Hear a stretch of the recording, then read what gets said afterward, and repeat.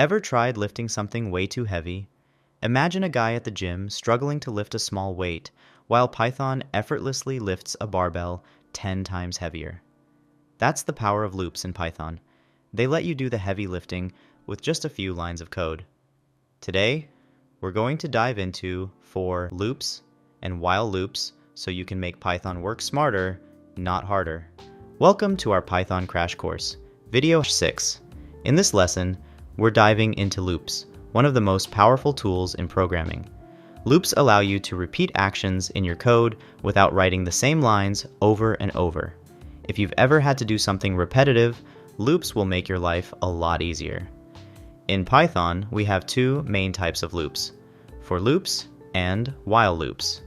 For loops are used when you know exactly how many times you want an action repeated, while loops keep repeating as long as a certain condition is true.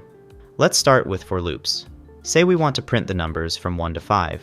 Instead of typing each one, we'll use a for loop. In Python, we write for I in range 1, 6 to go through each number from 1 to 5. The loop repeats, and each time it runs, it prints the number on the screen. And just like that, we've printed 5 numbers without manually typing each one. This is the power of a for loop, doing more with less. Now, let's move on to while loops. This type of loop keeps running as long as a specific condition is met. Here's a while loop example that keeps printing numbers as long as I is less than or equal to 5. Each time the loop runs, it prints the number, then increases I by 1.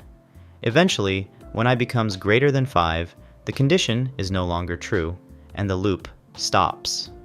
While loops are great for situations where you want something to keep happening until a certain point. Now let's take our loop control to the next level with break and continue statements. First, break. Let's say we're in a loop, and we want to stop everything when a certain condition is met. Here's an example. In a for loop, we'll print numbers up to 2, but when we hit 3, we'll break out of the loop. You see? The loop stops right there at 3, all because of the break command. Next up is continue.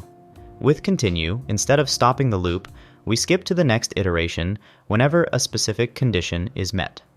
Here's an example. In our loop, whenever I is 3, the continue command skips it and moves on. Now, the loop skips printing 3 entirely, moving straight from 2 to 4.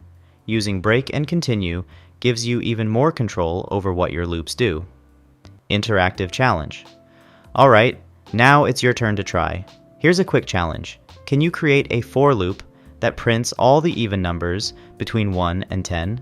Give it a shot and post your solution in the comments below. Remember, this is a great way to practice your loop skills. If you found this video helpful, make sure to hit that like button and subscribe to the channel. It helps us a lot, and you won't miss out on any future Python tutorials.